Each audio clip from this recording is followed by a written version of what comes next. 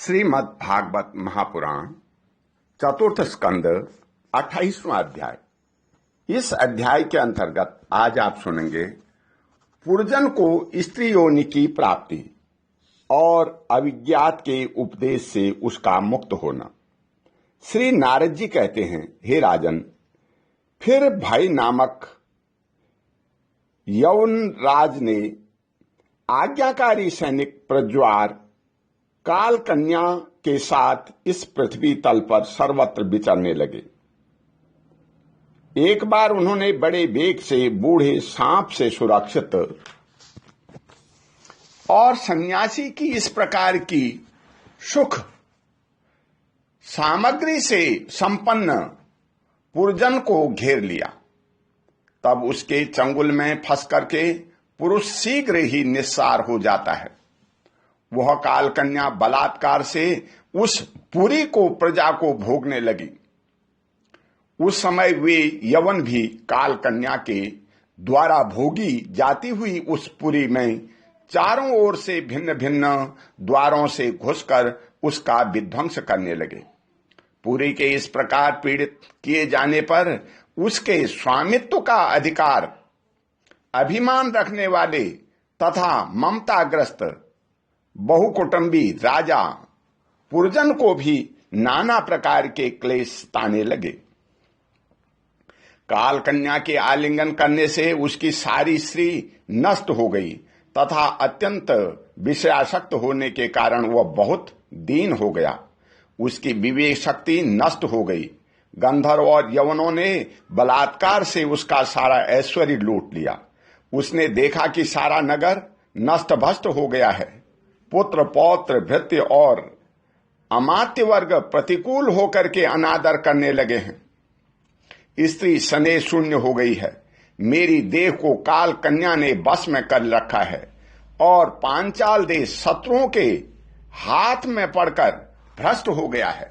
यह सब देख करके राजा पुरजन अपार चिंता में डूब गया और उसे उस विपत्ति से छुटकारा पाने का कोई उपाय न दिखाई दिया। काल कन्या ने जिन्हें निस्सार कर दिया था, उन्हीं भोगों की लालसा से वह दीन था। उसकी पारलौकिक गति और बंधुजनों के स्नेह से वंचित रहकर उसका चित्त केवल स्त्री और पुत्र के लालन पालन में ही लगा हुआ था। ऐसी अवस्था में उनसे बिछोड़ने की इच्छा न होने पर भी उसे उस पुरी को छोड़ने के लिए बाध्य होना पड़ा, क्योंकि उसे गंधर्व और यवनों ने घेर रखा था तथा काल कन्या ने कुचल दिया था। इतने में ही यवनराज भाई के बड़े भाई प्रज्वार ने अपने भाई का प्रिय करने के लिए उस सारी पुरी में आग लगा दी।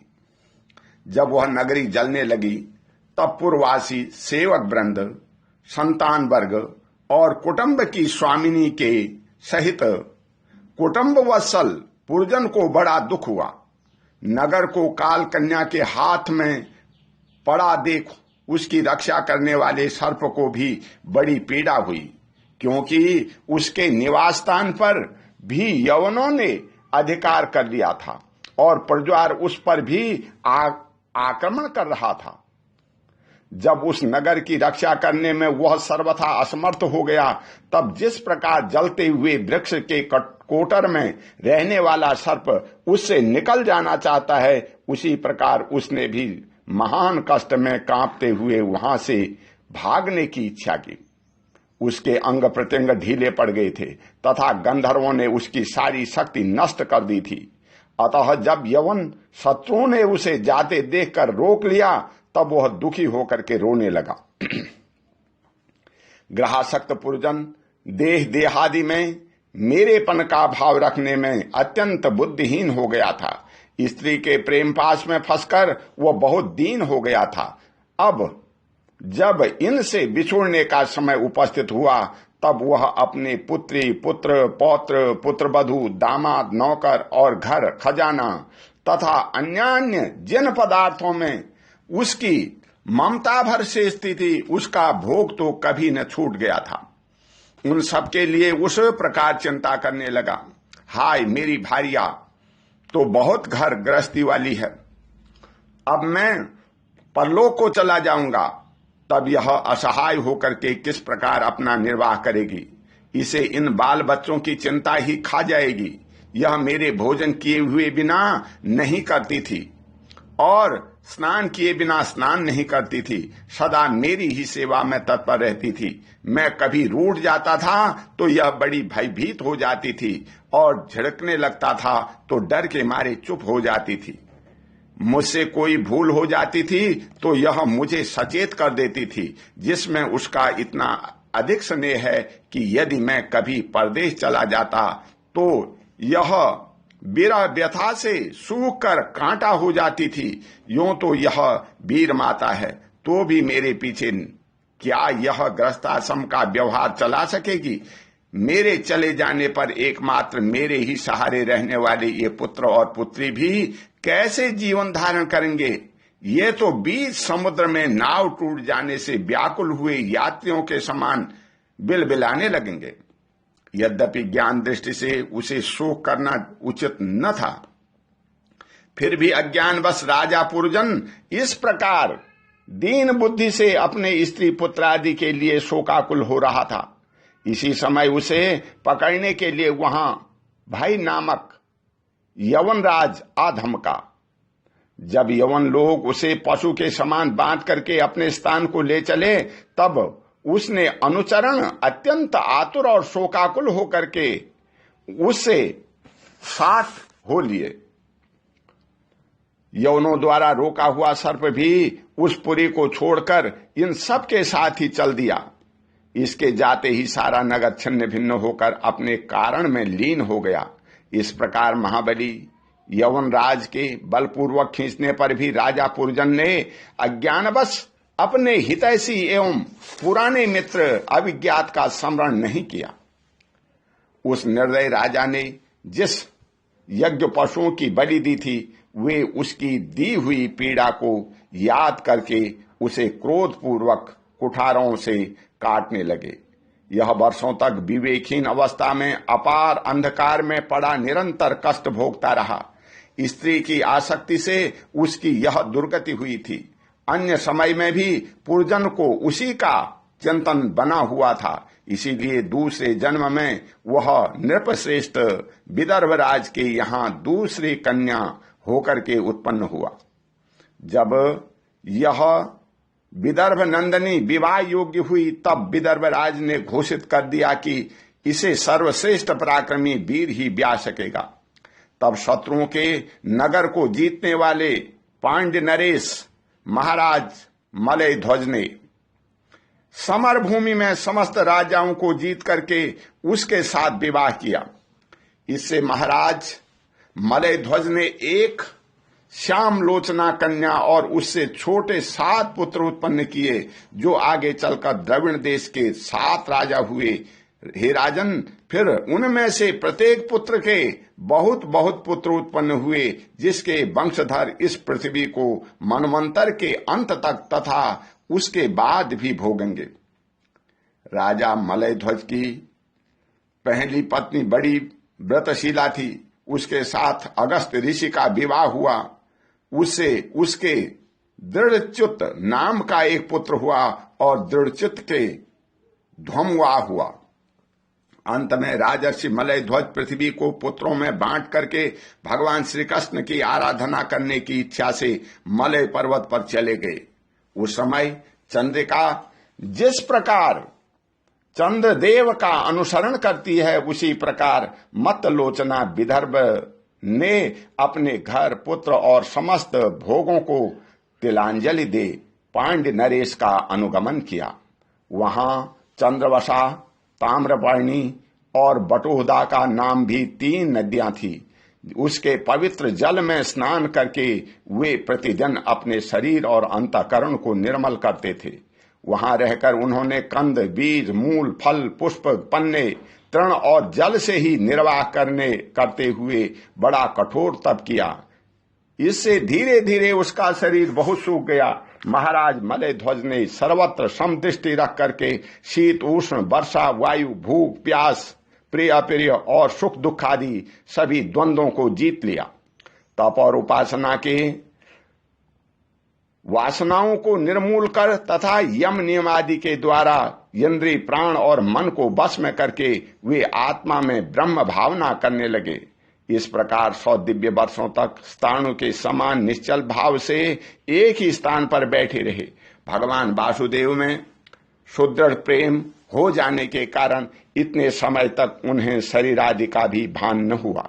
हे राजन, गुरु स्वरूप साक्षात श्री हरि के उपदेश किए हुए तथा अपने अंतःकरण में सब ओर स्फुरित होने वाले विशुद्ध विज्ञान दीपक से उन्होंने देखा कि अंतःकरण की वृत्ति का प्रकाशक आत्मा स्वप्नावस्था की भांति देहादि समस्त उपाधियों में व्याप्त तथा उनसे पृथक भी है।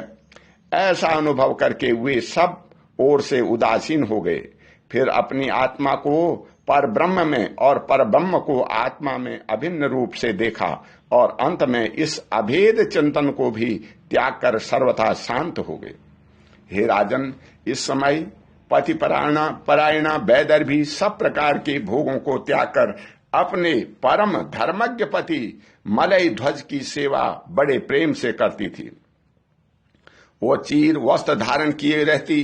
व्रत उपवास आदि के कारण उसका शरीर अत्यंत कृश हो गया था और सिर के बाल आपस में उलझ जाने के कारण उसमें लटें पड़ गई थी।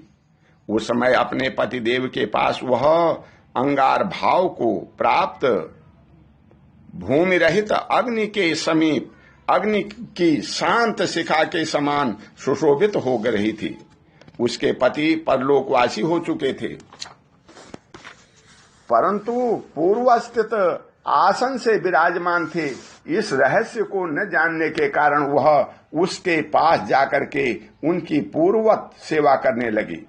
चरण सेवा करते समय जब उसे अपने पति के चरणों में गर्मी बिल्कुल नहीं मालूम हुई, तब तो वह झुंड से बिछड़ी हुई मृगी के समान चित्त में अत्यंत व्याकुल हो गई। उस बीहड़ वन में अपने को अकेली और दीन अवस्था में देख करके वह बड़ी शोकाकुल हुई और आंसुओं की धारा से स्तनों को भिगोती हुई बड़े जोर जोर से रोने लगी।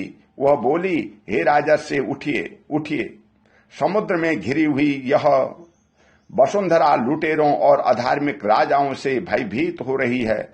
आप इसकी रक्षा कीजिए। पति के साथ वन में गई हुई वह अबला इस प्रकार विलाप करती पति के चरणों में गिर गई और रो रो करके आंसू बहाने लगी।